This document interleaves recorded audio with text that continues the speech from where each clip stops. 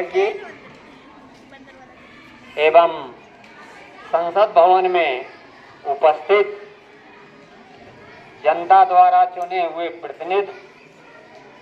प्रतिनिधियों द्वारा चुने हुए पदाधिकारी, प्रधानमंत्री, गृह मंत्री, रक्षा मंत्री, विदेश मंत्री, वित्त मंत्री, पक्ष एवं विपक्ष, सबको बहुत बहुत धन्यवाद।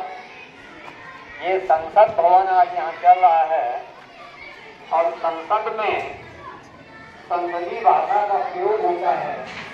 हम चाहेंगे सत्ता पक्ष और विपक्ष से कि जो भी शंकाएं हों, जो भी प्रश्न हों, वो शालीनता के साथ संसदीय भाषा में विपक्ष जो है प्रधानमंत्री, गृह मंत्री या जिससे संबंधित वो प्रश्न हो संसदीय भाषा में करें।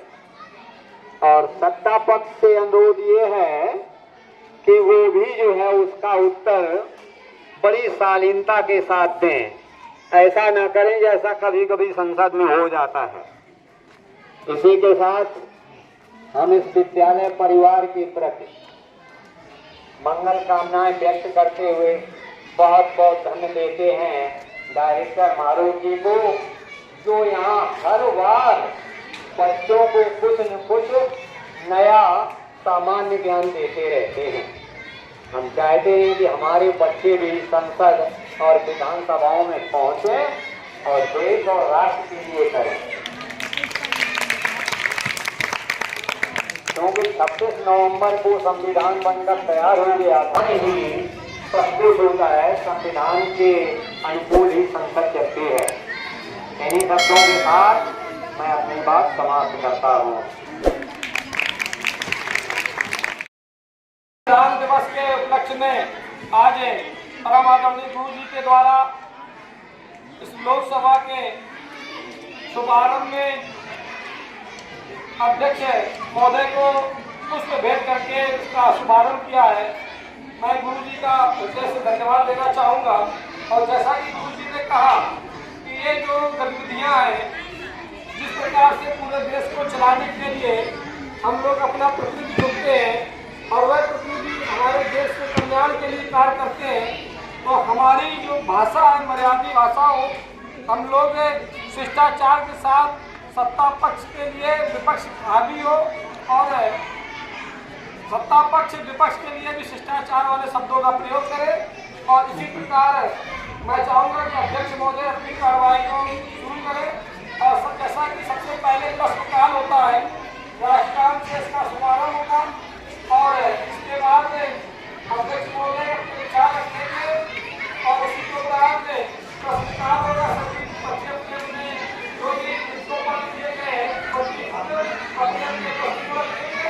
इसके बाद बहस शुरू होगी और पार्टियों को पास किए जाएंगे। धन्यवाद। लोकसभा में बहुत बहुत स्वागत है। आज शीतकालीन शुरू हो गया है। संघर्षी अथवा विवादों का समाधान का अर्थ उक्त समस्या का सभी पक्षों के लिए संतोषजनक रूप में निवारण करना होता है। प्रजातंत्र में इस प्रकार की समस्या अनेक प्रकार से सुलझाई जाती है। प्रजातंत्र की समस्या के बारे में विचार विमर्श और तर्क करने का अवसर प्रदान करता है। इसलिए सदन का व्यवस्थित रूप में अपना अपना पक्ष रखें। सबको बोलने का मौका दिया जाएगा। आप लोग अपने अपने प्रश्न कीजिए। तो सबसे पहले को मेरा नमस्कार। माननीय चुनाव के द्वारा चुने गए प्रतिनिधियों को भी जो सरकार को चलाते हैं, माननीय अपने व्यक्तियों को समझाना चाहिए। माननीय उन देश के नागरिकों की भलाई के लिए कार्य करना चाहिए। माननीय वे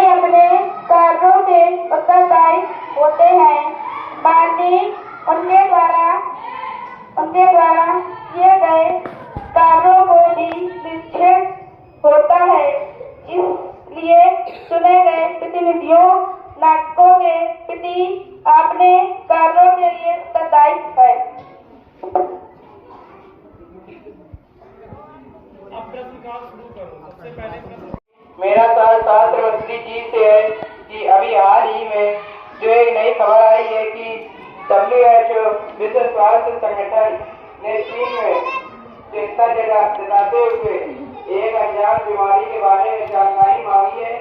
यदि ऐसा होता है तो आपकी सरकार कोविड-19 जैसी बीमारी से लड़ने की क्या तैयारियां है? कृपया आप सभी सदन बड़ों को और इस देश के वासियों को बताएं।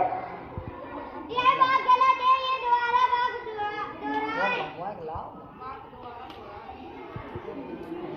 वेरी गुड, सही बोला है।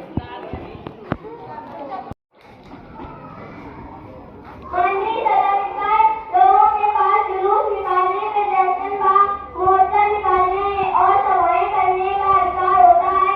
सरकार को अपने निर्णयों पर पुनर्विचार करने के लिए विवश किया जा सकता है। अर्थात धरना एक निश्चित समय के तरीके होते हैं, लेकिन लोगों को इसके दौरान राष्ट्रीय संपत्ति का नुकसान नहीं करना चाहिए। हमारी सरकार इस विषय में भ्रष्टाचार सुधार के पूरी कोशिश में लगी है।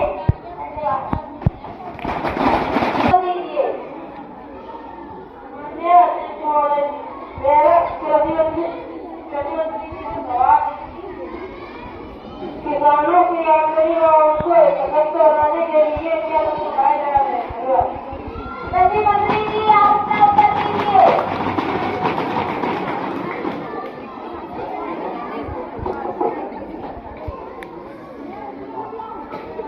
माननीय अध्यक्ष महोदय जी, नमस्कार।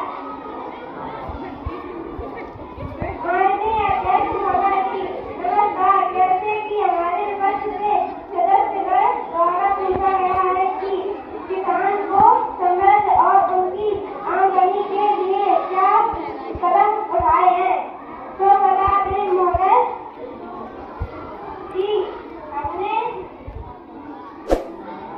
विगत वर्ष में किसानों की आमदनी की दुगनी की है और किसानों के अनाज के समर्थन मूल्य में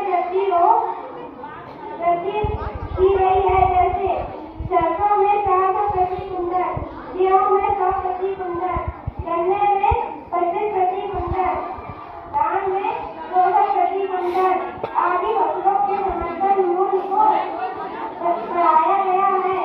धन्यवाद महोदय। शक्ति मंत्री जो है, महंगाई दर जिस गति से बढ़ रही है, इससे आम लोगों का जीवन आर्थिक रूप से बहुत मुश्किल भरा हो गया है। गरीब आदमी को जहाँ एक रोटी कमाना बड़ी मुश्किल से और महंगाई से बाजार से कठिन हो गया, तो आप बताएं कि आपकी सरकार द्वारा विगत वर्षों में क्या कदम उठाए गए हैं, जबकि आपका वादा था कि जब आपकी सरकार सत्ता में आएगी तो इसके लिए आप जरूरी कदम उठाएंगे। ये मेरा सवाल है।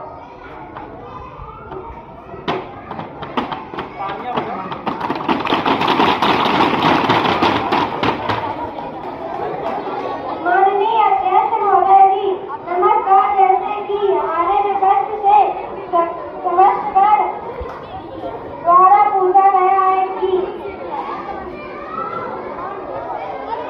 महोदय जी, नमस्कार। मैं पक्ष विपक्ष सभी को बता देना चाहती हूँ कि हमारे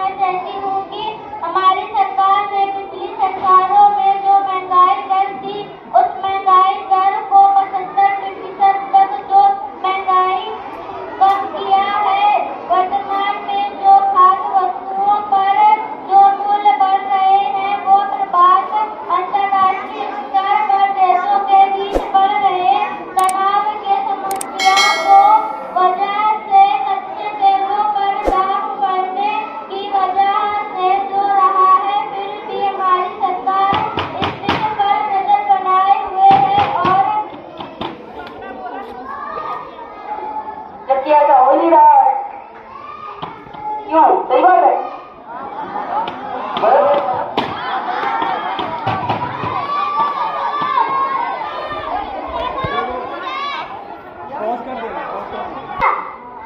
वेरी गुड।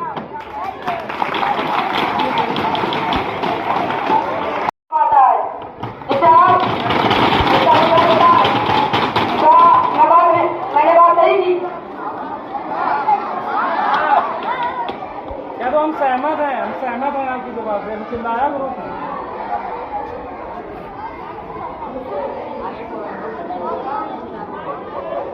जब जैसे बताया करें को बता देना चाहती हूँ कि हमारी सरकार ने पिछली सरकारों में जो महंगाई टैक्स थी उस महंगाई दर को 25% तक कम किया है। वर्तमान में जो खाद्य वस्तुओं पर जो मूल्य बढ़ रहे हैं वो निर्बाध अंतर्राष्ट्रीय स्तर पर देशों के बीच बढ़ रहे हैं। तनाव की समस्या को क्योंकि सरकार अपनी पूरी कोशिश में है।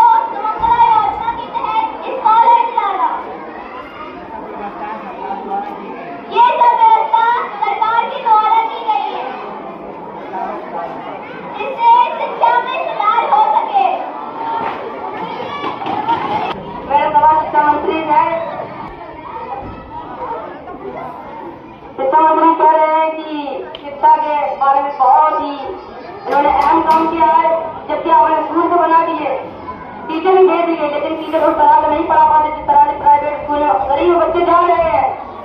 जो सरकारी स्कूलों में बच्चे पढ़ रहे हैं उनके पास इतना ज्ञान नहीं है, सरकारी टीचर ज्ञान नहीं दे रहे हैं उन्हें। उनके पास डिग्रियां तो है, 50,000 रुपए सरकार दे रही है, लेकिन सरकार इस तरह से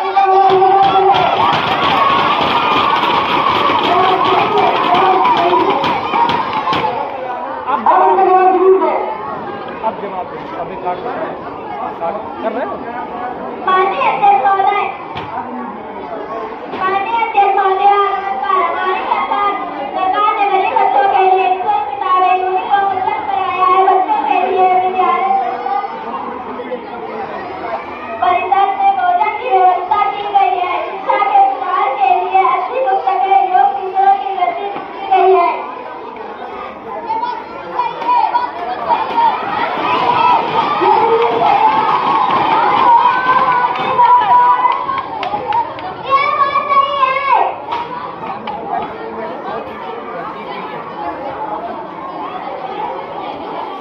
पहली बात कि हमारे साथ यही अन्याय हो रहा है कि हमारी बात सुनना सुन के जो मैच देने वाले लगे हुए हैं तो वो पहली सत्ता पक्ष को कहते हैं। तो मैंने उनको बता रहे थे कि विपक्ष में जो लोग हैं उन्हें भी बोलने का मौका दिया जाए।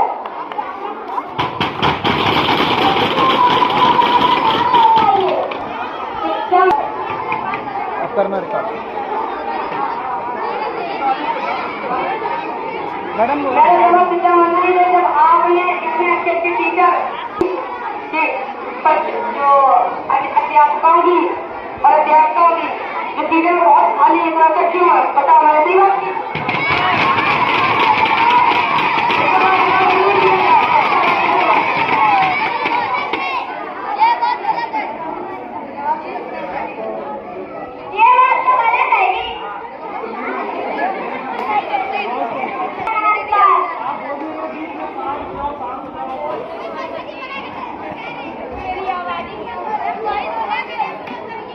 नहीं, आपको बोलना है जब ये तालियां सुनको नहीं सुनना है, आपको बोलना है बस।